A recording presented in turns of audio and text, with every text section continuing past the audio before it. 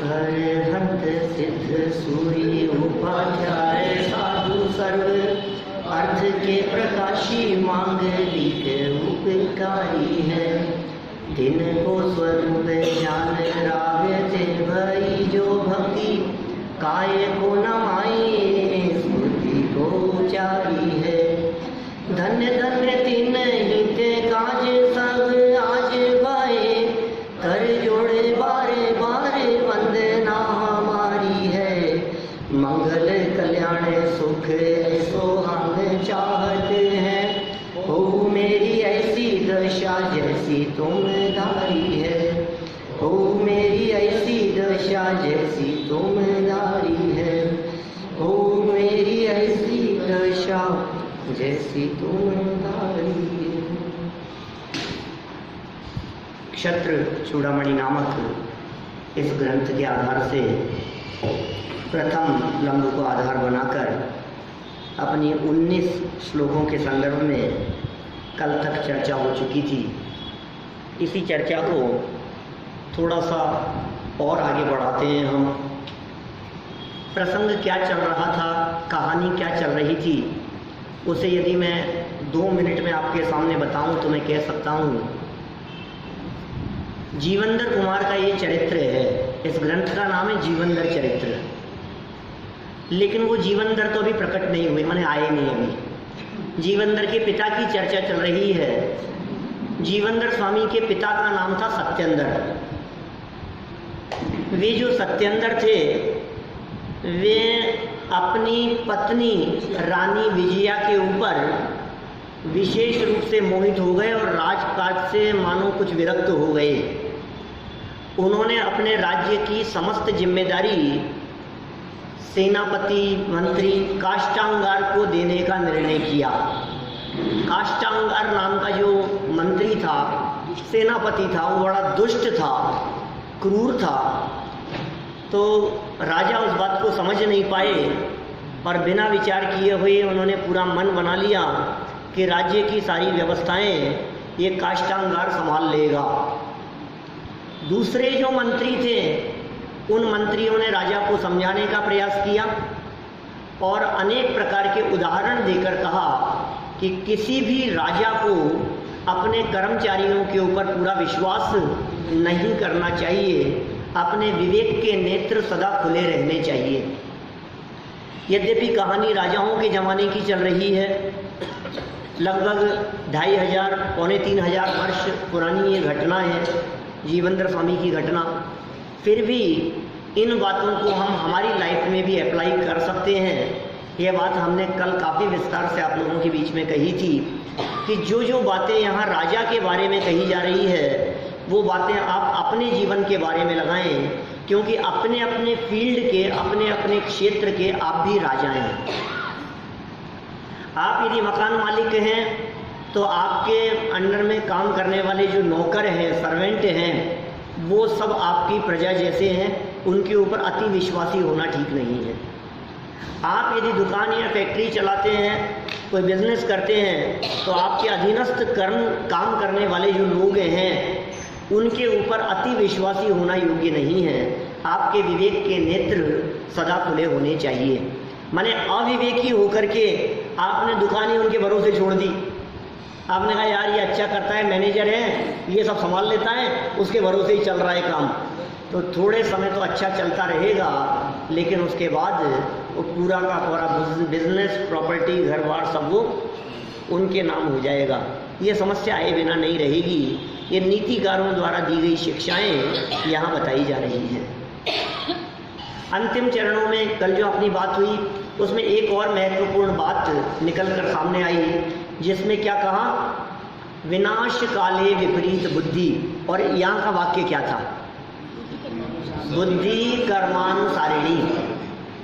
जो विनाश काले विपरीत बुद्धि तो आपने सुना ही होगा। जब जीव के विनाश का समय आता है तो उसकी बुद्धि भी विपरीत हो जाती है। बुद्धि में विचार ही खोटे आने लगते हैं। ऐसा भी कह सकते हैं, जब आपके मन में खोटे खोटे विचार आने लगे तो आप समझ लीजिए आपका काल खोटा आ गया है। अब गलत गलत विचार आ रहे हैं आपको, अच्छे विचार नहीं आते हैं। तो विनाश काले बुद्धि विपरीत हो जाती है। इस बात को यहाँ नीतिकारों ने क्षत्र चूड़ामणि नामक इस ग्रंथ में बुद्धि कर्मानुसारिणी कह करके पुकारा कि हमारी बुद्धि कर्म के अनुसार काम करती है, बुद्धि भी वैसी हो जाती है। तादृशी जाए ते बुद्धि, बुद्धि भी वैसी हो गई जैसी होना रहे। कल हमने रावण के बारे में भी बात कही थी कि जब उसका विनाश काल नज़दीक आ गया तो सीता के अपहरण करने का उसे विचार आया। रावण जैसा बुद्धिमान व्यक्ति, मैं कहता हूँ पूरे 3 खंड में रावण जैसा दूसरा कोई बुद्धिमान नहीं था।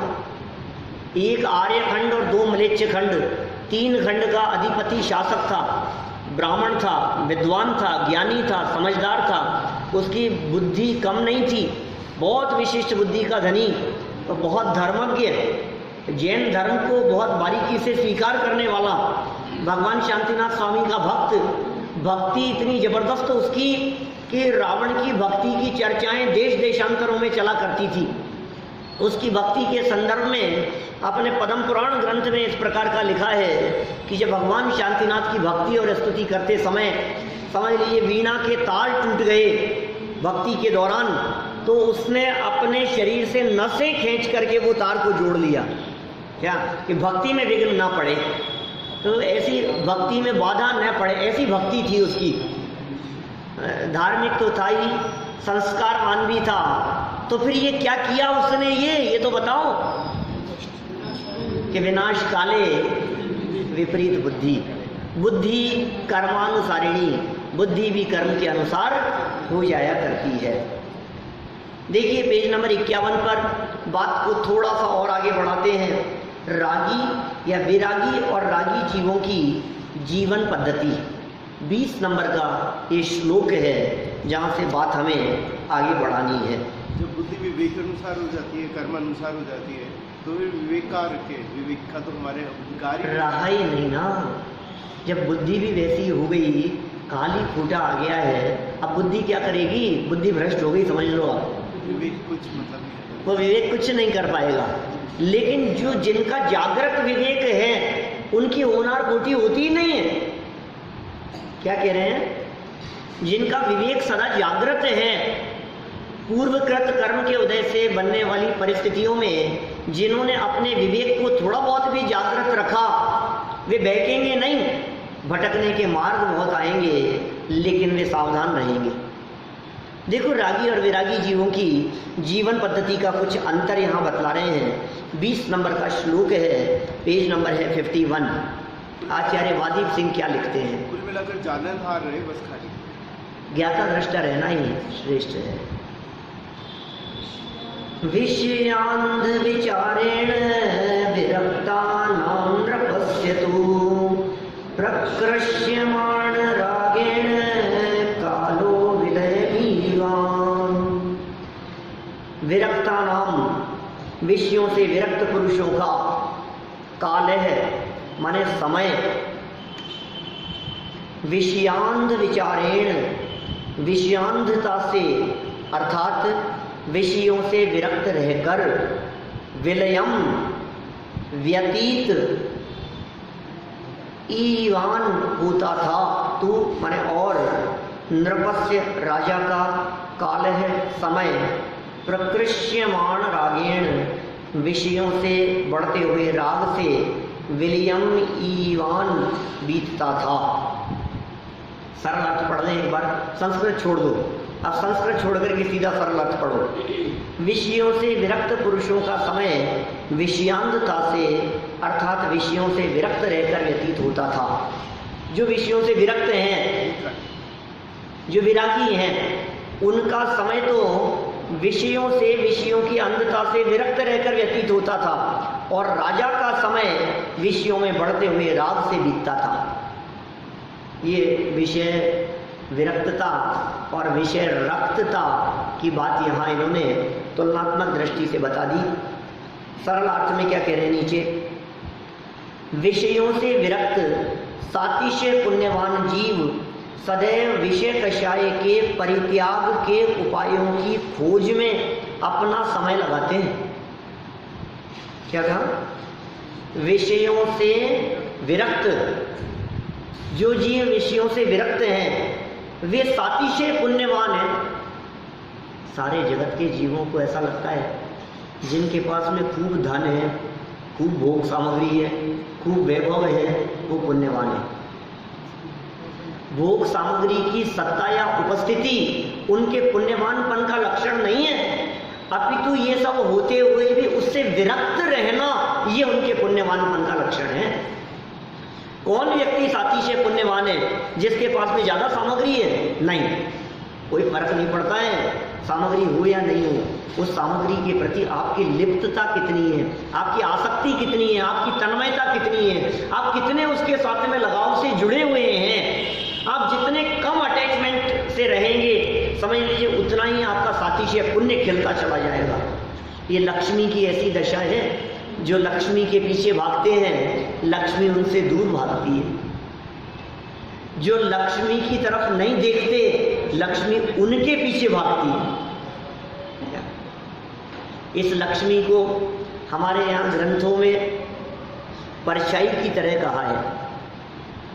यह लक्ष्मी तो परछाई की तरह है, यह धन संपत्ति तो उस परछाई की तरह है जिसे आप पकड़ने के लिए दौड़ेंगे तो आपके आगे आगे भागेगी।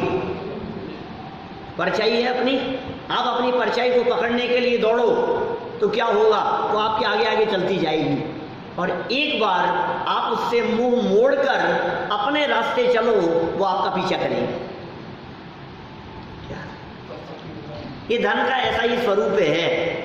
आप धन धन धन के पीछे यदि भागते रहेंगे धन आपसे भागता रहेगा। ये लक्ष्मी का ऐसा स्वरूप ग्रंथकारों ने शास्त्रों में कहा है। विरक्त पुरुषों की चर्चा की। विरक्त माने वे पुरुष, वे व्यक्ति जो धन से अलिप्त रहते हैं, जिनके मन में धन की चाह नहीं होती, जो धन चाहते नहीं हैं, दूर रहना चाहते हैं उससे, सातिशय पुण्यवान जीव होते हैं।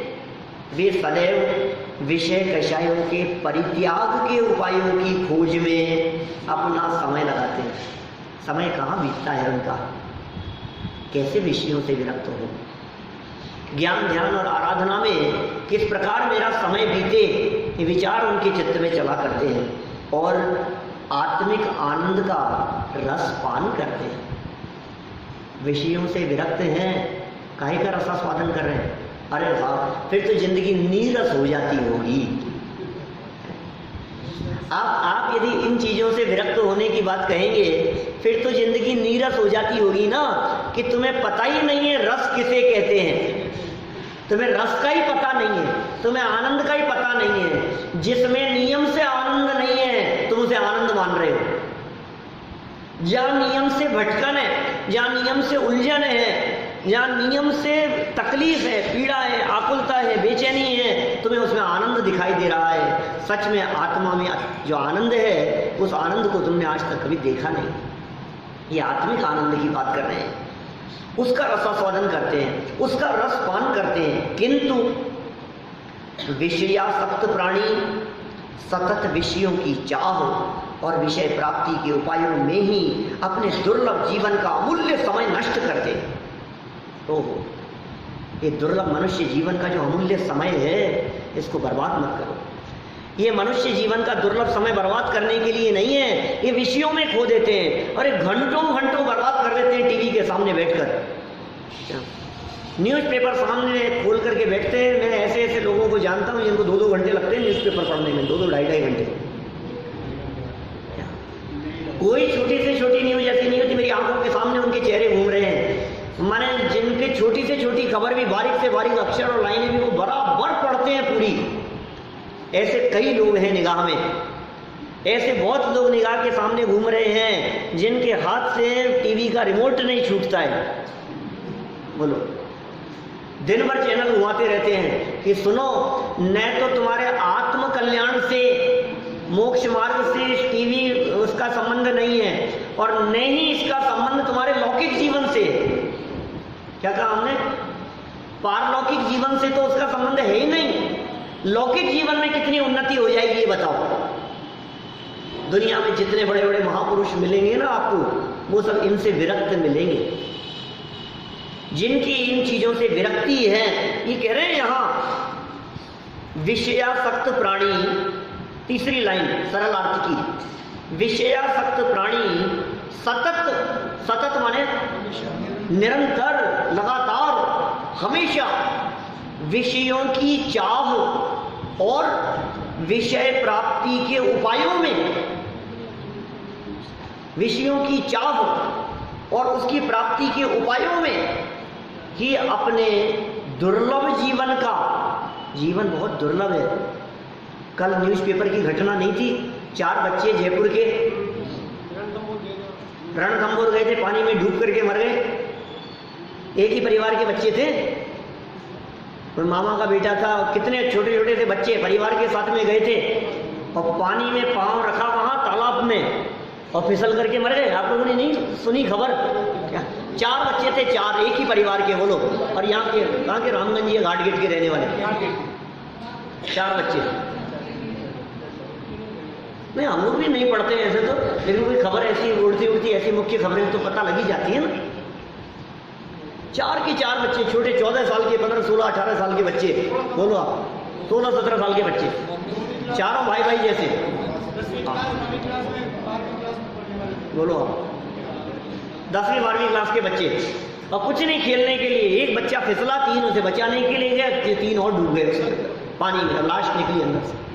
5 मिनट के अंदर खेल खत्म हो जाता है। हमें अंदाजा नहीं है ये जीवन जो हमारे को मिला ये कितना कितना कितना दुर्लभ है। एक क्षण नहीं लगता है, देखते देखते आंख बंद हो जाती है और सब धरे रह जाते हैं, सारे के सारे तामझाम, सारी योजनाएं, न मालूम कितने कितने टाइम की प्लानिंग करता रहता है। आगे ऐसा करूंगा, आगे ऐसा करूंगा, फिर ऐसा करूंगा, फिर ऐसा होगा, फिर बच्चों के लिए ये, फिर आगे ये, फिर वहाँ मकान बनाऊंगा, वहाँ फार्म हाउस होगा और वहाँ गाड़ी होगी और ये सारी योजनाएं बनती रहती है इसकी। और सारी योजनाओं के ऊपर एक झटके से पानी फिर जाता है। ये अकेले कल की घटना नहीं है, ये घटनाओं से न्यूज़पेपर रोजाना भरे मिलते हैं अपने को, लेकिन हमारे माथे पर जू नहीं रहती है। हमारे को विकल्प नहीं आता है कि जीवन इतना दुर्लभ है कि खत्म हो जाएगा तो क्या होगा। जोड़ने में लगे हुए, एफडीओ पे एफडीआं, एफडीओ पे एफडीआं, बस उसका ब्याज बढ़ता जाता है, जुड़ता चला जाता है, इकट्ठा होता चला जाता है। भोगने की तो फुर्सत ही नहीं मिलती है। क्या इसका तो चैन नहीं है बिल्कुल भी, बस बढ़ता हुआ दिखता है ना, वो अच्छा लग रहा है, तो करेगा क्या ये तो बता। क्या वो आसक्ति छूटती नहीं है, किसके लिए कर रहा है? स्वयं का एक दुर्लभ मनुष्य जीवन के क्षण तो खो रहा है, फिर बर्बाद कर रहा है ये। एक बात कहूं आपसे, ऊपर वाली जो लाइन पड़ी थी उसको अपोजिट करके देखना जरा। विषय से विरक्त जीवों के लिए इन्होंने कहा सातिशय पुण्यवान। इसका मतलब विषयों में रक्त रहने वाले और अपने दुर्लभ मनुष्य जीवन के क्षणों को बर्बाद कर देने वाले, वे कैसे हैं? सातिशय पुण्यवान नहीं, इसका उल्टा कर दो, अभागे हैं, अभागे। सारा जगत उनके पुण्य और वैभव को देख करके, उनके उदय को देख करके, उनकी परिस्थितियों को देख करके, उनकी संपत्ति को देख करके कहे बहुत पुण्यवान हैं, लेकिन जिनागम ये कह रहा है हमें तो अभागे नजर आ रहे हैं, क्योंकि इनको जिनवाणी सुनने का भाग्य नहीं, अवसर नहीं, हमें अभागे नजर आ रहे हैं। आपकी दृष्टि में कौन भाग्यशाली है और कौन अभागे हैं? अरे यार क्या गजब बंगला है इनका तो। अरे बंगला तो है, बाहर से तो बंगले में रह रहे हैं, लेकिन बाहरी क्षेत्र तो ऐसा दिखाई दे रहा है बहुत सुंदर है, अंदर में कितनी शांति है ये बताओ। देखने वालों को, रिकॉर्डिंग देखने वालों को तो शांति दिखाई दे रही है, अंदर से बताओ अंदर क्या चल रहा है उनके दिल में जाग करके देखो, महाशांति चल रही है। करोड़ों अरबों की संपत्ति जिनकी है, मैं अकेले पैसे वालों की बात नहीं करता हूँ, चाहे गरीब भी हो चाहे पैसे वाले को, उससे कोई फर्क नहीं पड़ता है, लेकिन अंदर की जो अशांति है उसका कारण क्या है?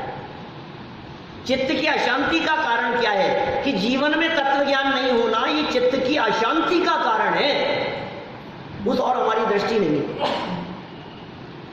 दूर से देखने पर बड़ी बड़ी गाड़ियों में घूमने वाले लोग दिखाई दे रहे हैं, आपको लगता है यार ये कितने मजे में हैं, लेकिन सच में उनकी मजा कुछ नहीं, कुछ भी मजा नहीं। क्या क्या स्थिति है? आपको क्या लगता है कि पैसे वाले सुखी होते होंगे और गरीब व्यक्ति दुखी होते होंगे? ऐसा लगता है आपको?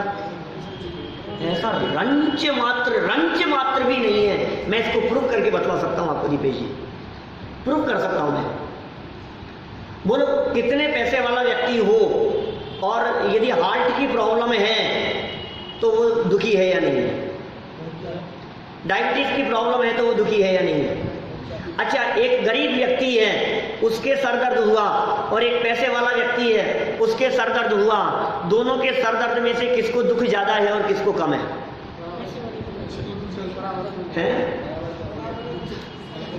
दुख तो बराबर ही है। इसका मतलब पैसे के होने और नहीं होने से सर दर्द से कुछ फर्क नहीं पड़ता। पैसे वाले की ज्यादा जोर से लगेगा वो अलग बात है, लेकिन तो भी उससे कोई फर्क नहीं पड़ता है। शारीरिक जो तकलीफ है, मनुष्योचित जो जीवन है, मनुष्य व्यवहार जिसे हम कहते हैं, थकान है, नींद है, भूख प्यास है, सर्दी गर्मी है, सर दर्द पेट दर्द है, घुटनों का दर्द है, दांत दर्द है, ये जो तकलीफ गरीब को होती है और वैभव संपन्न को होती है, दोनों में तो रंज मात्र भी फर्क नहीं दिखता हमें। एक गरीब आदमी के दांत में दर्द हुआ तो ज्यादा होता है, और पैसे वाले के दांत में दर्द होगा तो वो तो कोई बात नहीं, यार पैसा बहुत है अपने पास, तो अरे पैसा बहुत है, होगा पैसा कि नहीं बदलवा लेंगे अपन तो, अरे बदलवा तो लेंगे, क्या क्या बात बदलवाने की नहीं है, लेकिन क्या उसमें मजे हैं? क्या कैसा लगता है बोलो? किसी पैसे वाले व्यक्ति, अरे यार तेरे तो पुराने दांत हैं, कितने 45-50 साल पुराने दांत हैं आपके, हमारे तो अभी लेटेस्ट नए लगे हैं पूरे के पूरे, ऐसा खुश होता होगा? मैं कितना भाग्यशाली हूँ, मेरे तो दांत भी बदल गए, मेरी तो किडनी भी बदल गई, मेरे घुटने भी बदल गए, मेरी आंखें भी बदल गई, कान भी, मैं तो मशीन से देखो सुनता हूँ, कितना भाग्यशाली हूँ। कोई सोचता है ऐसा? किसी को लगता है कितना भाग्य? महादुखी है सच में ये जो शरीर की स्थिति है। और सुनो, बच्चे सामने जवाब देने का जो दुख है, ये दुख पैसे वालों को कम होता होगा? मैं तो दुख का कंपैरिजन कर रहा हूं। आपके पैसे ने आपके दुख में कितनी कमी की वो तो बताओ। और बताऊं आपको, जिनके पास में खूब पैसा है वो भी रोटी तो 2 ही खाते हैं, 4 खाते होंगे, और कितनी खाएंगे? और देखो, फुटपाथ पर बैठ करके भी यदि कोई व्यक्ति अपने परिवार के साथ में बैठकर यदि मजे से 4 रोटी खा रहा है, हंस रहा है, खेल रहा है, मस्ती कर रहा है, तो वो उसको भी सुखी है। वो उससे पूछो कि तेरे को कोई तकलीफ नहीं आ रही है, मजे से चल रही है जिंदगी, लो ये मजे से बता रहा है। फुटपाथ पर रहने वाला भी अपनी जिंदगी को मजे से बता रहा है, और वो कह रहा है कि अरे भाई साहब हमारी हम ही जानते। मैं कहूँ भैया आपके तो खूब मजे आ रहे हैं, भैया हम तो हमारी हम ही जानते। क्यों, क्या हुआ? ये बातें ऊपर ऊपर से देखने पर जरूर हमारे को अंतर नजर आता है, लेकिन सच में कोई अंतर नहीं है, क्योंकि तत्व ज्ञान के बिना शांति कहीं नहीं है। अशांति का कारण और शांति का कारण ये आपके अंदर में मौजूद है। ये बाहर से शांति और अशांति दिखती जरूर है, लेकिन होती नहीं है, क्योंकि बाहरी परिस्थितियां आपको शांत करने में और अशांत करने में समर्थ नहीं है। आप अपने अंतरंग परिणामों से शांत हैं और आपने अपने परिणामों से ही अशांत हैं।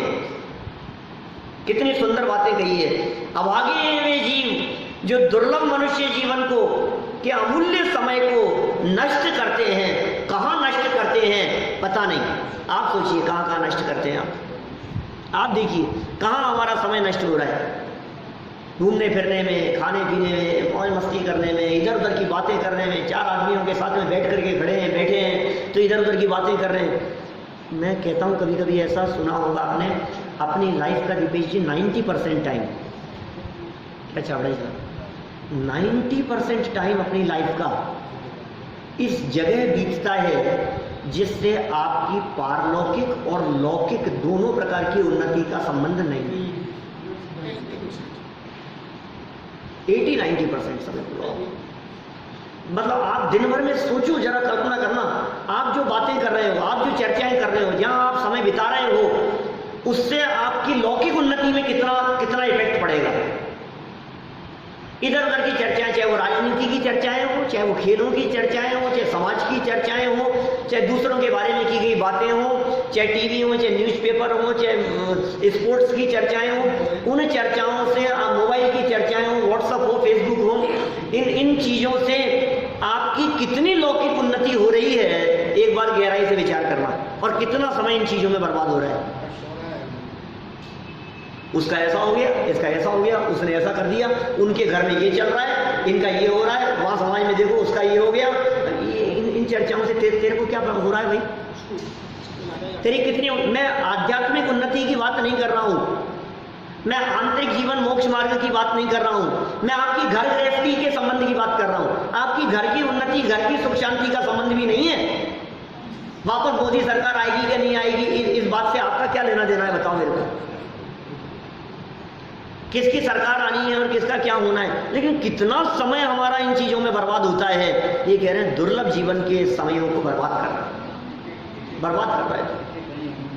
खोवत करोड़ने की एक एक घड़ी है, तेरी जो एक एक घड़ी है जीवन की, ये बहुत बहुमूल्य है, ये बर्बाद करने योग्य नहीं। खड़ा रहता है, खड़े खड़े घंटों बर्बाद कर देता है, दोस्तों के साथ में गप्पे लड़ाने में, इधर उधर की बातें करने में, फालतू की चैटिंग करने में, इधर उधर में। क्या कर रहा है यार, क्या कर रहा है? ये सिखा रहे हैं, बार बार हम बता रहे हैं। किसके लिए कह रहे हैं? राजा सत्येंद्र के लिए। कौन से राजा की बात चल रही है? सब राजा हैं, अपने अपने मन के राजा तो सब हैं। विषयासक्त राजा सत्येंद्र का जीवन बढ़ते हुए राग में ही व्यतीत हो रहा है। वो राजा सत्येंद्र का जीवन राग में बर्बाद हो रहा है। किसके राग में? पत्नी के राग में बन जाए। विषय से विरक्त रहने के उपाय में क्या क्या चीजें आती है? बताएंगे। तत्व ज्ञान का अभ्यास। विषय से विरक्त रहने के उपाय में क्या क्या बातें आएगी?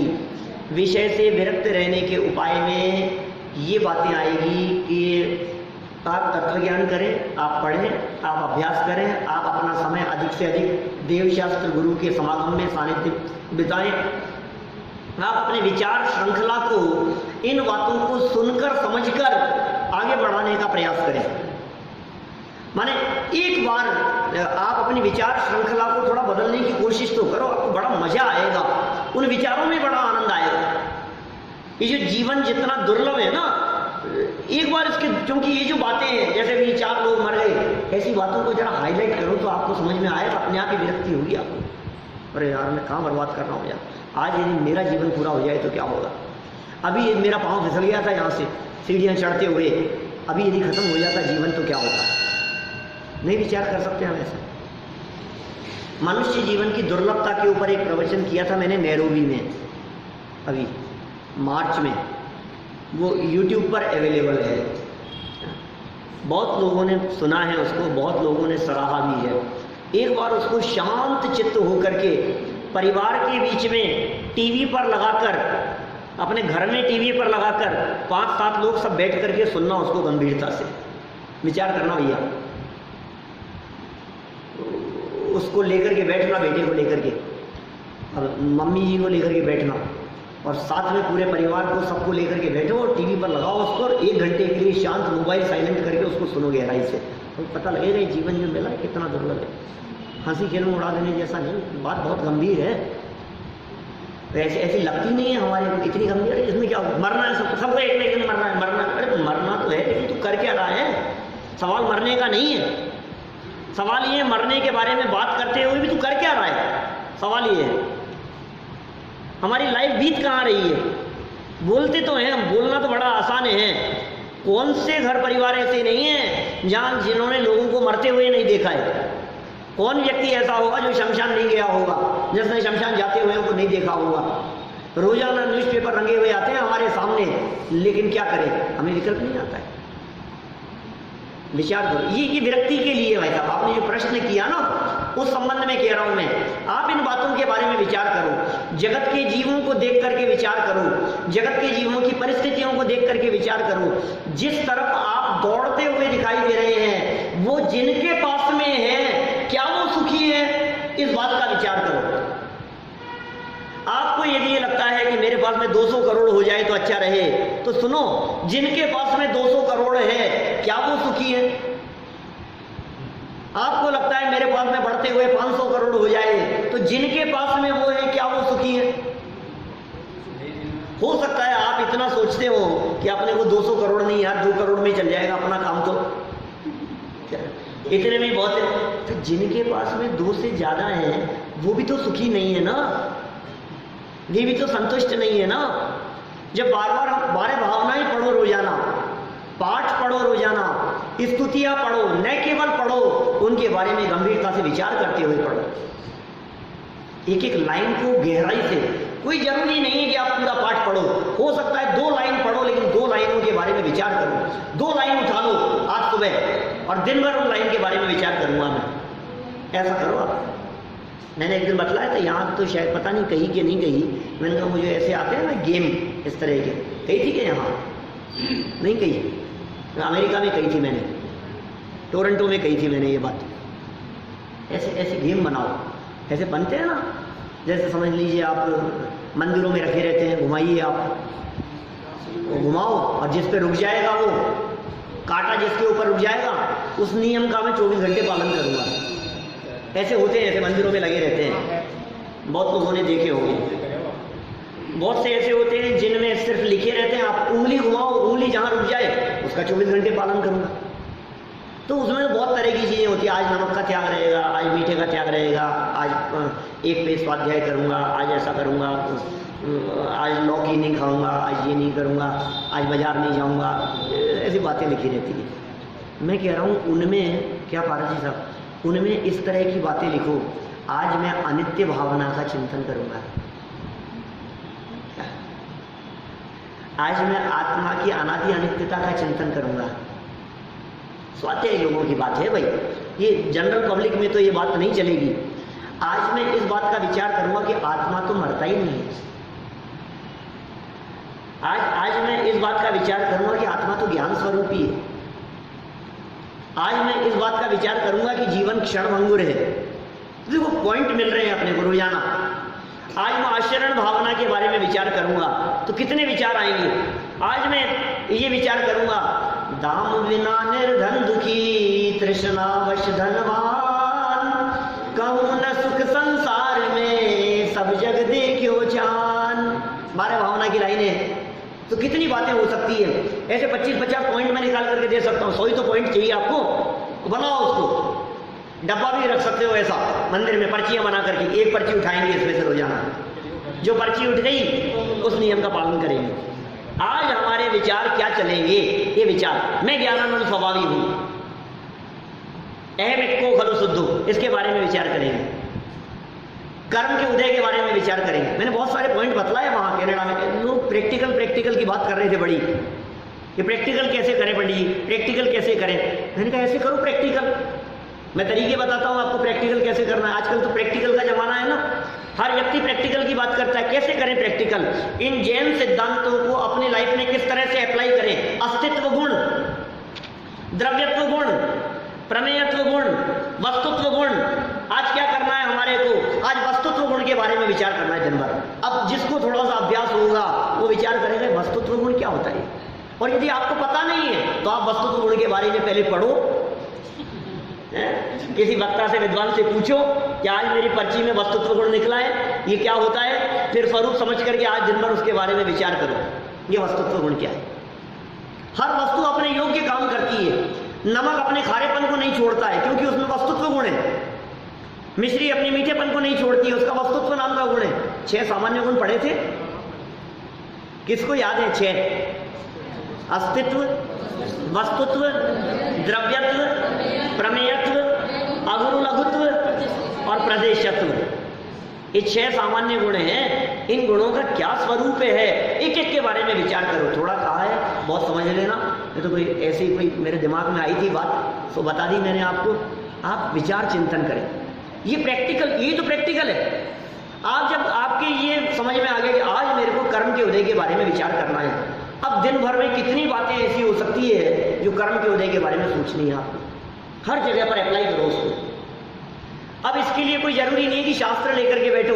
खाते पीते, उठते बैठते, घूमते फिरते हुए, दुकान पर बैठे हुए, बिजनेस करते हुए आप उदय के बारे में विचार कर रहे हो। दिन भर ये परिस्थितियां बन रही है, कर्म का उदय ख्याल में आ रहा है। अरे यार, प्रतिकूल परिस्थिति हुई, जे कर्म पूरव किए खोटे, सहे क्यों नहीं जियरा, अति क्रोध अग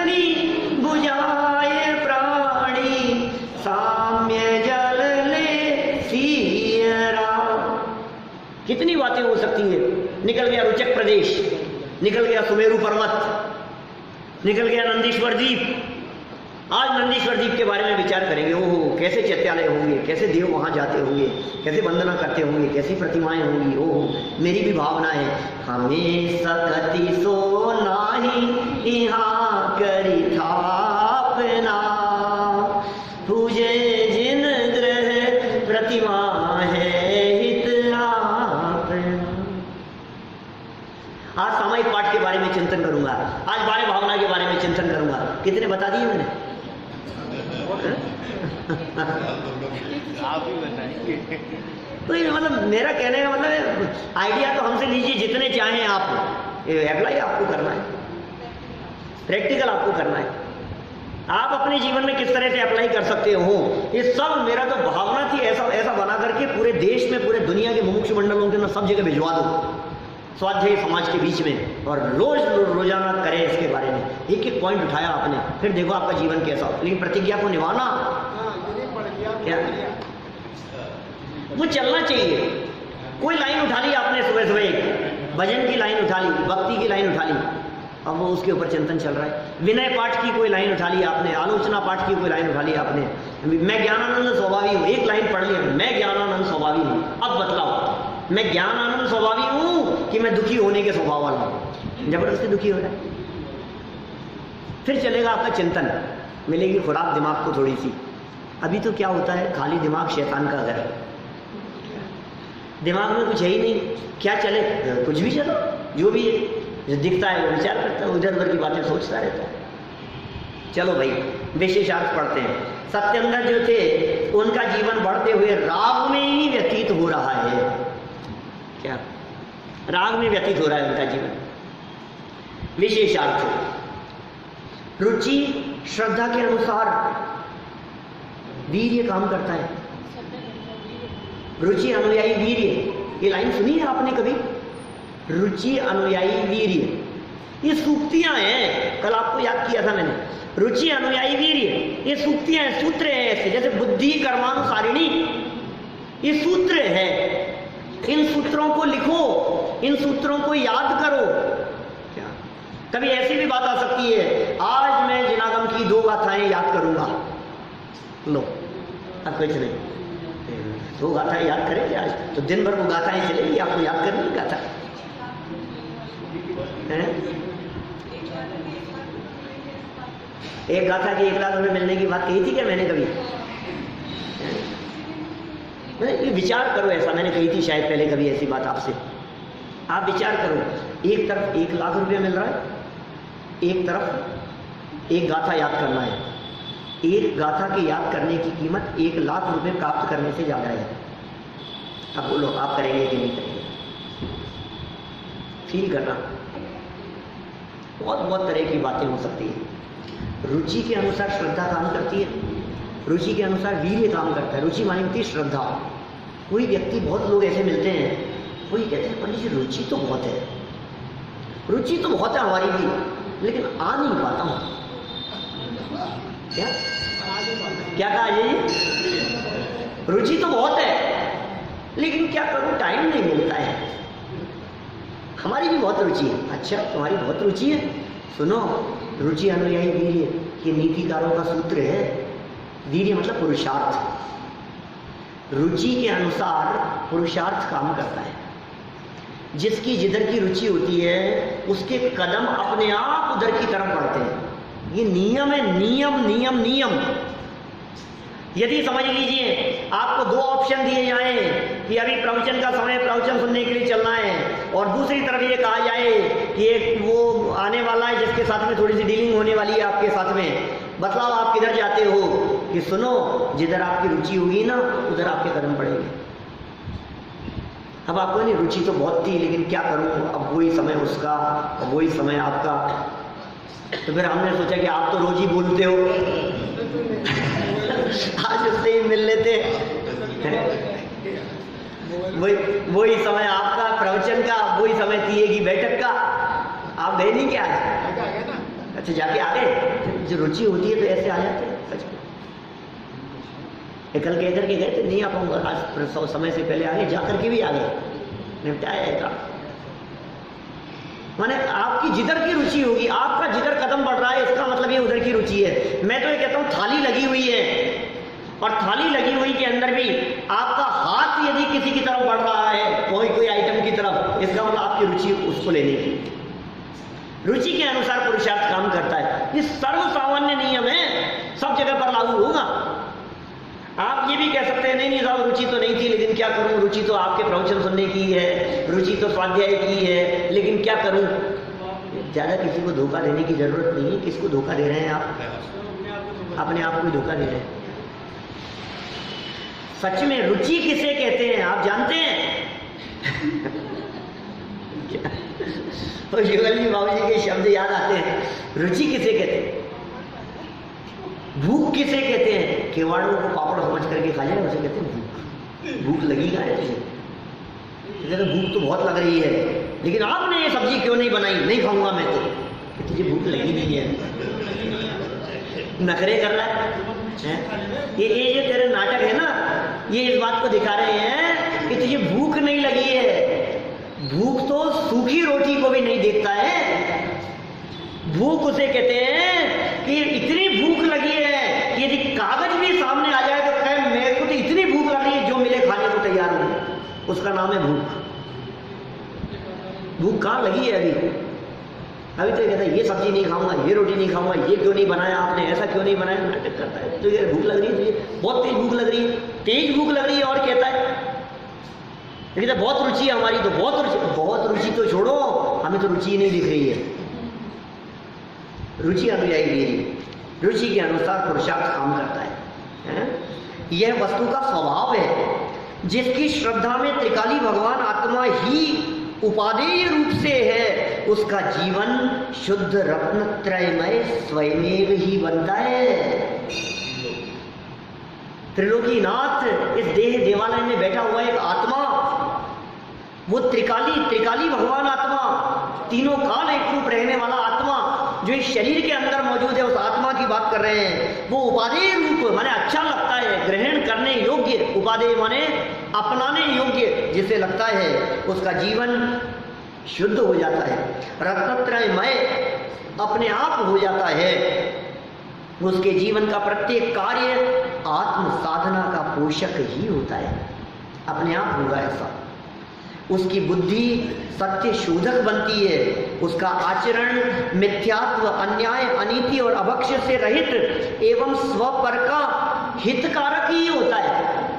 अनीति, अन्याय, अभक्ष्य का त्याग उसके जीवन में अपने आप हो जाएगा, उसका जीवन शुद्ध सात्विक हो जाएगा। रुचि के अनुसार, रुचि किधर है उधर देखो आप, किस तरफ आपकी रुचि दौड़ रही है। उसकी वाणी भी वीतरागता की पोषक होती है। वीतरागता के प्रति श्रद्धा रखने वाले जीव का जीवन धर्म वर्धक होता है।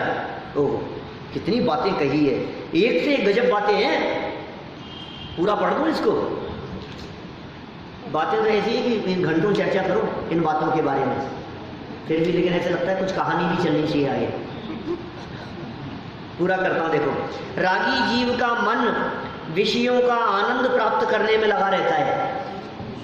हालो हालो, मजे करो, बहुत मजा आ रहा है। रागी जीव का मन विषयों का आनंद प्राप्त करने में लगा रहता है, अतः उसके पुरुषार्थ की गति पतन की ओर अग्रसर रहती हुई सदा विनाश को ही प्राप्त होती है, निराशा को प्राप्त होती है। बोलो, बुद्धि जो उसका पुरुषार्थ है ना, पतन की ओर जाएगा, निराशा होगी।